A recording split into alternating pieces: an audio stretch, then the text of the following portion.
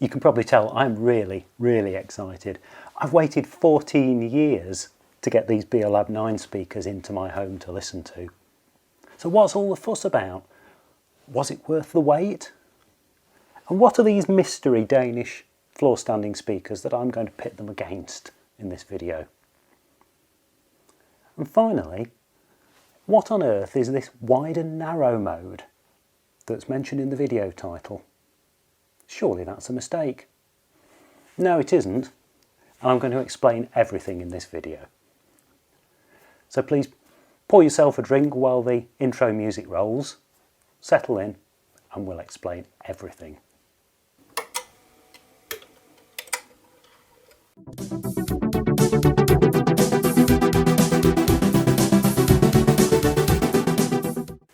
If you're new to the channel, I'm Steve from Sounds Heavenly. My day job is helping people to connect their Bang Olufsen products. So incidentally, if you have any questions about connecting Beolab speakers, please go to my website at any time at soundsheavenly.com, click on the contact form, and I'll be happy to help with any questions. And in this video, we're not going to talk about cables or connections for Beolab 9s because I've already made another video about exactly that topic. And right at the end of this video, you'll see a link on screen in the last few seconds that will take you to that video. So if you've got anything you want to know at all about connecting Beolab 9 speakers, wait to the end of this video and you'll see the link on screen. So, what is all the fuss about? Now, I must admit, when I brought these speakers home a few days ago on loan, the reactions from my family members were rather varied, shall we say. They've been described as variously robot penguins, water coolers and portable gas heaters, which I think is rather derogatory. But the one thing that everybody in the family has agreed on is that they sound incredible.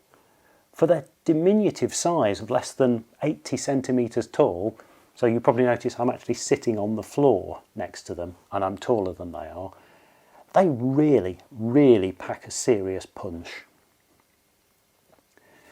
Now, they were launched in 2007 and were produced all the way through till 2013. And they replaced both the Beolab 8000s and Beolab 1s. The intention was that stylistically they would become the striking Bang Olufsen speaker to replace the long-running 8000s, but also in performance terms they would replace and exceed what the giant 185 centimetre tall Beolab 1s could achieve. Now, whilst their styling is open to question, their performance is absolutely justified. The way that they behave, if you haven't heard them, is very much akin to a smaller two-way shelf mount speaker with a very well matched subwoofer fitted. The subwoofer has its own 18-litre sealed cabinet, which incidentally is bigger than the entire cabinet volume of the giant Beolab 1 speaker.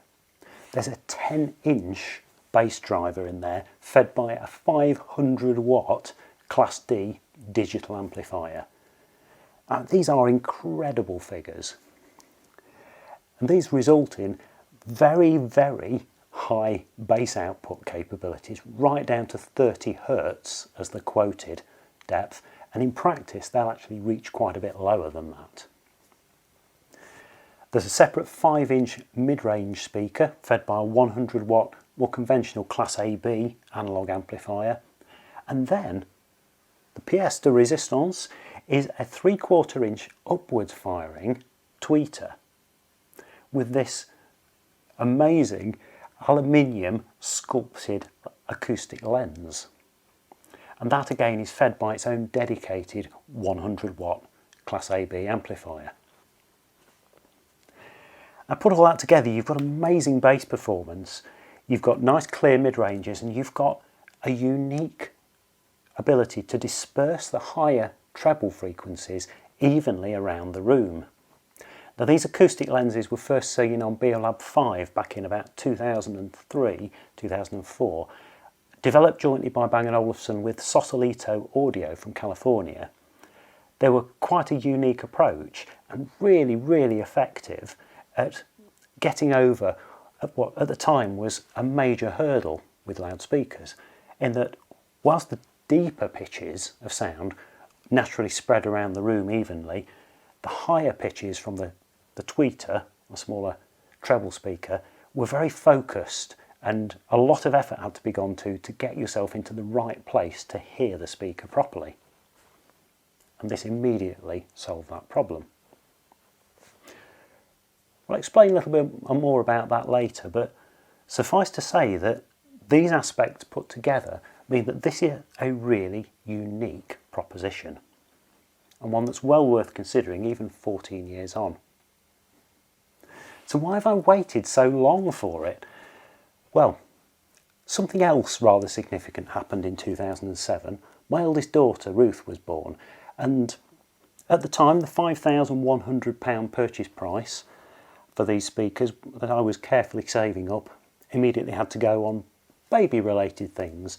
And ever since then, with my second daughter Eva arriving since then, we've never really had the opportunity to revisit that.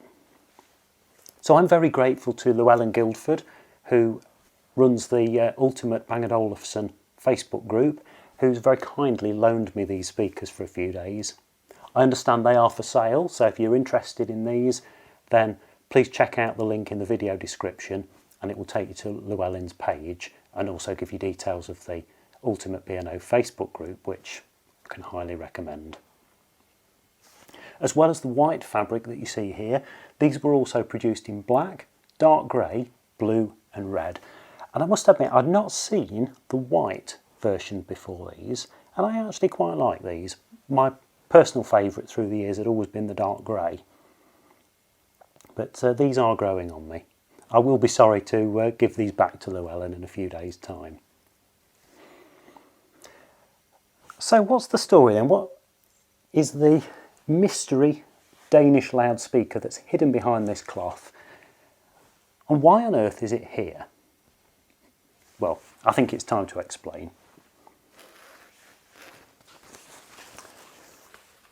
This is a Dali Oberon 5 speaker, made in Denmark, and the story starts here a few weeks ago when I ducked into a hi-fi store in London just on the off chance to escape a rainstorm, and was immediately captivated by the speaker that I heard playing. And my first thought within a few seconds of hearing it was that sounds exactly like Beolab 9.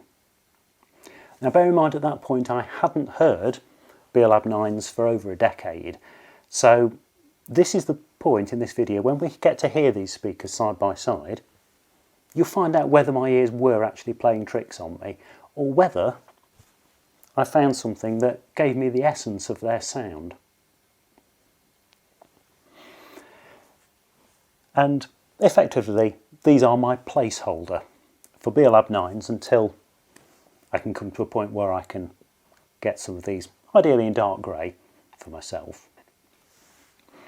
So what we're going to do in a few moments is play a short excerpt of a music track from one of my favourite bands who you won't have heard before. The band is Wailing Badger, and incidentally Llewellyn, who loaned me the speakers, is the bass guitarist for them, and this track is one of my favourites. It's called Man Talk, and we're going to take just a short section of the chorus and play it first on the Beolab 9s and then on the Dalis, and let you hear how they differ and where the similarities are. What I'd suggest at this point is, if you haven't already done so, just pause the video, go and get yourself a really good pair of headphones and come back and restart, because what you don't want to do here is to hear these sound tests on your own speakers, because your speakers and your listening room will colour the sound that you hear. A really good pair of headphones, so for example Bang & Olufsen's own H95s, are ideal to give you a true reproduction of what we're hearing here. And incidentally, what I've done, I had a complaint in my last sound test video that I was using a Behringer room measurement microphone, which gave a mono reproduction, and one of my viewers said that they would rather have the sound in stereo. So this time we've changed to a Sennheiser Ambio active headset, which has microphones that clip over each of your ears, so that in theory you should hear exactly what I heard when I played these speakers. So please have a listen, and then we'll get back together in a few moments and discuss what we found.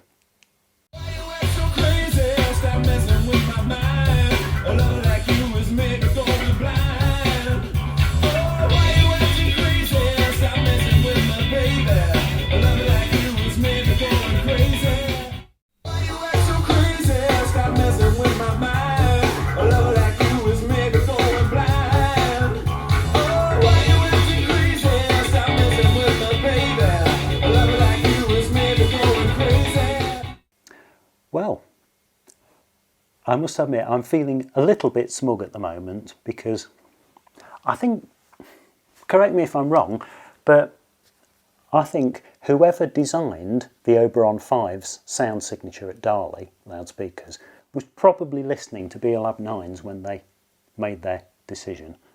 Incidentally, if you're busy typing a comment now to say, please review some Beolab speakers against Kef LS50s or Bowes & Wilkins 603s, I'm very sorry, but no. This is a Bang & Olufsen focused channel, so typically you won't see or hear other speaker reviews on here.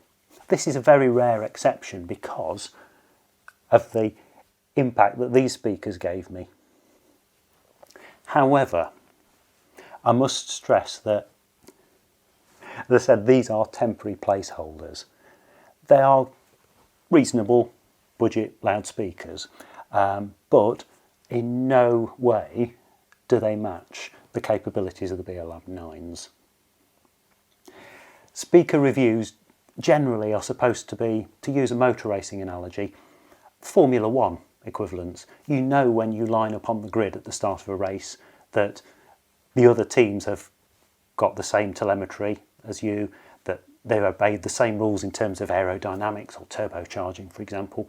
Whereas this is not that sort of comparison. This is probably more akin to a traffic light Grand Prix. The only similarity is that we're sharing the same road. And in this case, our final motor racing analogy is there's no replacement for displacement. As good as these speakers are as a budget passive floor stander, they don't come anywhere close to the sheer power, the jaw-dropping power of these Beolab 9's. I did those tests at a matched 70 decibels, which is a reasonably loud listening level in a general home environment. And that's probably about really the limit of where these Dalis are comfortable. But it's just where the Beolabs are starting to pick up and come to life. If I could describe how the sound of these speakers makes me feel, it's as if you were to go out on a night out with a 20-year-old version of yourself. It's everything that you know and love from your music, but with an exuberance that you thought you'd forgotten. It brings back an energy and a liveliness to your music that makes you want to tap your feet and get up and dance. And when you play movies through them, action movies through these speakers, they're jaw-dropping. That's where the Dalis really fall down. You can't get that feel of a helicopter exploding or a spaceship crashing. But the Beolab 9's take that on with aplomb. They can give you the feeling that the floor is moving underneath you. The benefits there of a 500 watt subwoofer and a 10-inch bass driver become abundantly clear. This is something special, and my only regret is that I've had to wait 14 years to really hear them at home. Anyway, aren't we forgetting something? I mentioned something at the start about wide and narrow mode, didn't I? And if you've scoured the Beolab 9 manuals, you'll see nothing about that. So what on earth am I talking about? Well, let me explain. The acoustic lenses that first saw the light of day on Beolab 5s were rather different to these. They had larger dishes and were intended to spread both the mid-range and the treble through a full 180-degree arc. So basically, if you consider Bang & Olufsen's new speakers, Beolab 50, 90 and 28, they all have selectable sound width modes so that you decide how wide the spread of sound will be. You can widen it or narrow it, and Beolab 5s, for that analogy, are always in wide mode. The only way they work is to spread their sound equally in a fan across the room. And that is brilliant for letting everyone in the room hear exactly the same sound experience. Now, the mention that's given in the Beolab 9 manual is that you would always turn these speakers so that they face directly towards your favourite listening position. Now, I spent a bit of time playing with these speakers in both that mode which is referred to in hi-fi circles as toe in, where the speakers turn inwards and into facing in on a triangle, effectively, where you're the same distance away from each speaker as the two speakers are apart, and then turning them toe out so that they sit perpendicular to the back wall and face directly across the room. And I found something really quite amazing. When the speakers are set up as recommended by Bang & Olufsen, so toe in, the stereo imaging becomes really sharp and precise. If you close your eyes, you can hear the lead singer and the music standing immediately in front of you. You feel the musicians spread around you exactly as they were on stage. Really, really quite uncanny. But the sound takes on quite a smaller overall feel. The sound is generally spread between the speakers, as you'd expect. But turn them toe out so that they're perpendicular to the back wall. You lose that fine detail of the stereo image, but what you gain is a huge expanse to the field of sound. It feels as though the music now is coming from a much larger space than just that between the speakers. And also, as you move around the room, you now don't lose any of that detail or clarity from place to place. And this is exactly the feel that narrow and wide modes give on the newer speakers by design.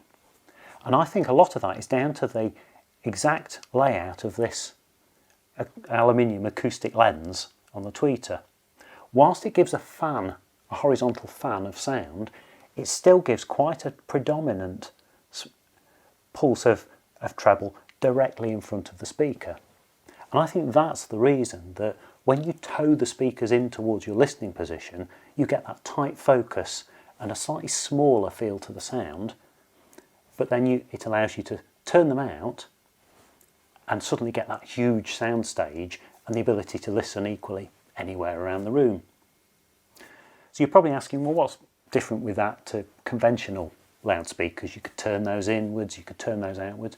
Yes, you can, but what you fundamentally lose with normal loudspeakers is that evenness of the treble response. The sound of the speaker fundamentally changes as you move around the room on axis to it. That doesn't happen with Beolab 9. The acoustic lens means that they behave in exactly the same way and give exactly the same frequency response and tonal balance however you turn them. But you can change their behaviour. And I strongly encourage you to try this. My recommendation is that for music, when you're sitting by yourself, turn them toe in. Turn them to face directly to your listening position and enjoy that pinpoint clarity of where the musicians are on stage. But if you play a movie, or if you invite friends round for an evening of music, turn them so that they sit perpendicular to the back wall and face directly across the room. Let everyone share the sound and give that huge, expansive feel for movies. And please let me know in the comments what you think. Which is your favourite option?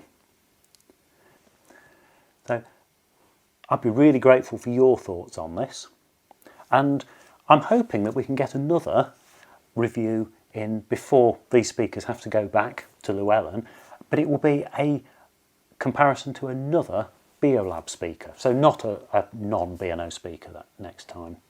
So please let me know as well if there's a particular speaker you'd like to hear these playing against, and we'll see what we can do. Now, as I mentioned earlier on in the video, I'm going to link to the video I've already prepared which explains everything you need to know about connecting Beolab 9 speakers to absolutely anything, and that will appear on screen just about here. And thank you very much to Llewellyn and to Wailing Badger for the great music. You can see Wailing Badger's channel just here. Please consider subscribing if you haven't already. Thank you for watching, and I'll see you in the next video.